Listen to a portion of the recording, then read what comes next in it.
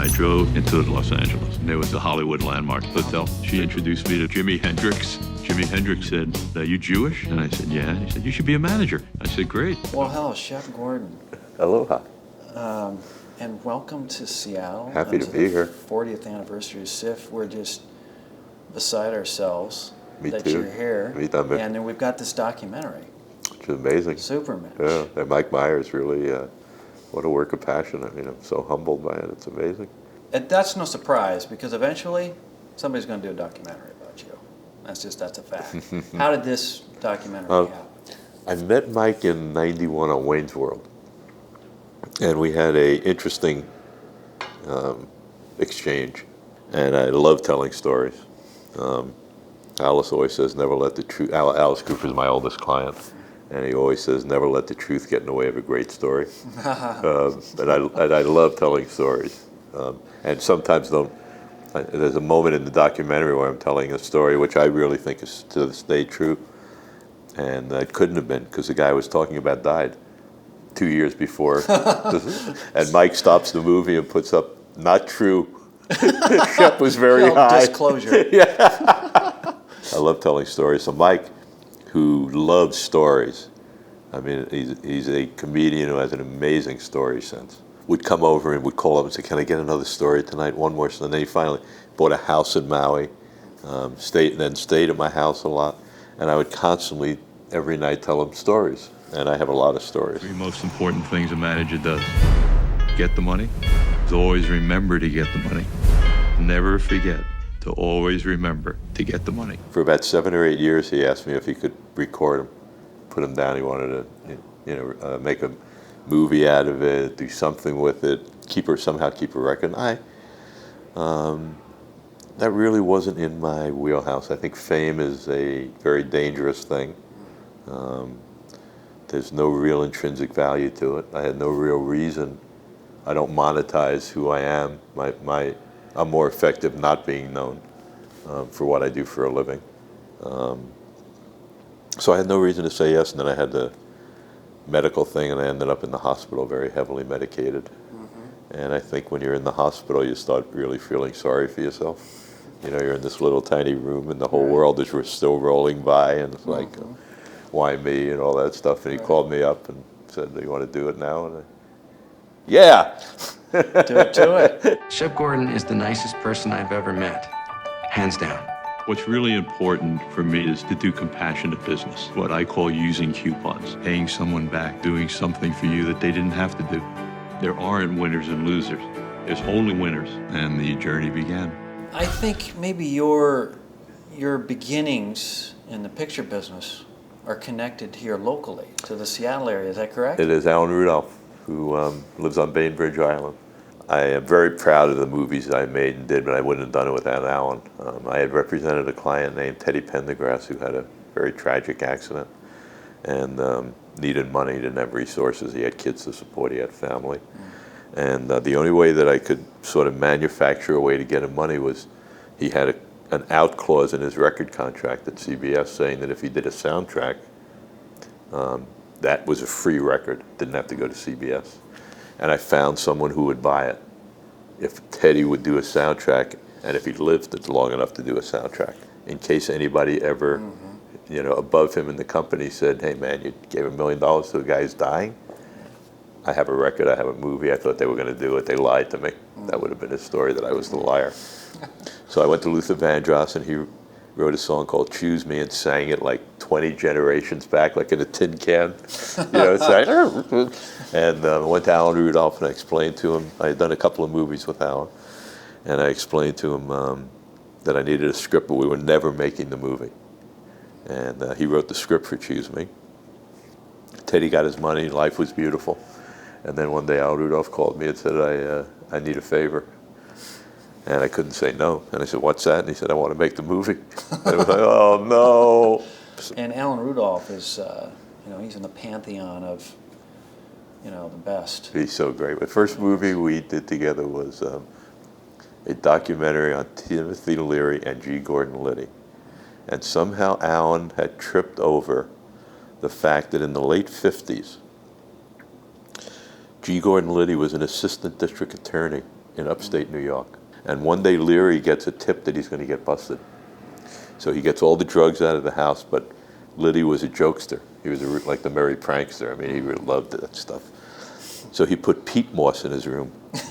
And into his window at 3 o'clock in the morning climbs G. Gordon Liddy, puts him in handcuffs, first time they met, and takes him to jail, and then has to let him go because it's peat moss. And Alan heard that, and he said, I got to get these two back together. And we put him on a debate tour. I saw that. Return you Engagement. came here locally. I went. It was called The State of the Mind of the State. Something, yeah. Debated. Yeah. And it was enormously entertaining. It was hysterical. Those oh my two guys. God! We took him to Cannes. The movie played Cannes. So I took Liddy and Leary G. to Gordon Cannes. Liddy and Con. That G. Gordon Liddy. Oh. Now, we're at this table at a restaurant called the Moulin des Mougins. Liddy goes to the bathroom, and Leary takes the salt shaker and puts lines on the table. Just to get Liddy just nuts. Just to needle him a little Just bit. like Oh, God. There's nothing about fame that I've ever seen that's healthy. The ones who rose to the top got hurt the worst. I felt the stress of LA, the culture of what you are, not who you are. Well, and your personal narrative, as a human being, is fascinating. And what you say about fame. Yeah. When I was doing what I did, fame came out of perfection of your craft. It was Mike calls it a industry toxic waste of the careers that entertainers choose. It's a poisonous byproduct of being great at your craft. So great that other people recognize and want to be part of it. And that's where fame, the fame was a side thing that happened because you were a great chef, because you're a great painter, because you're a great singer, because you're a great writer. In the last 5, 6, 7 years, fame is the goal. It's not the craft anymore.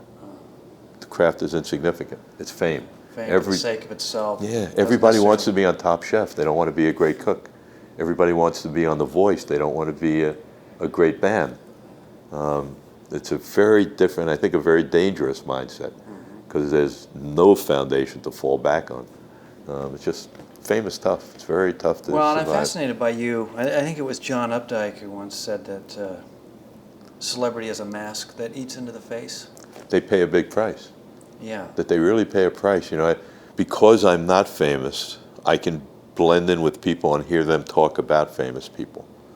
And you'll hear someone say, "Oh, he's a horrible person. I was standing in a line and I tried to get an autograph and he wouldn't give me an autograph." And I can understand it from their point of view, but think about that artist in the middle. Like Michael Douglas is one of my best friends. Or Alice, who everybody knows, faces it. If they devoted the time that everyone wanted, they would have no life left. There's no place we go where everyone doesn't have a story to tell. Oh, I saw your father in a movie. He was so, and they're well-intentioned, and it's great. But then you end up with no life. I had spent my life living other people's lives, and I wanted to see what my life was. I never really developed a family. Growing up, I never had a friend over. Well, and so I presume that Mike wanted to make this movie because he wanted to share your stories. But does Mike Myers have a favorite one of your stories that? He loves all the John Lennon stuff. Mike was very heavily affected by John Lennon as a child. He was raised in Canada when John did his Love-In and did his. He really affected that city. I did a concert with him there. Lennon was an amazing, amazing human. I had one very funny incident with him. We had done the Toronto Pop Revival in Canada, which it's the famous night where Alice had the chicken on stage, and it was the Doors and John Lennon. And about a year, maybe 2 years later, they decided they wanted to do a concert somewhere in Canada where we could get at least 100,000 people together. And it was a free concert, so we could get that many people together. And it was when Lennon shaved his head. And the reason he shaved his head because he thought the Sufis were going to come down to take him off the planet. and they needed to see 100,000 people so they know where to land. And anyone who had a shaved head could get on the ship. And we did the concert. There were probably 4,000 or 5,000 people with shaved heads. The spaceship never came. And he said it was because there were too many non-believers in the place. Which Perhaps he was right. Yeah, could be. You know, I'm not going to argue with John Lennon, I'll No, tell you that. so are we not. And you know, when the Beatles, speaking of the food, when they came through town back in the day, they all stayed at the Edgewater Hotel right down I there. always stayed at the edge.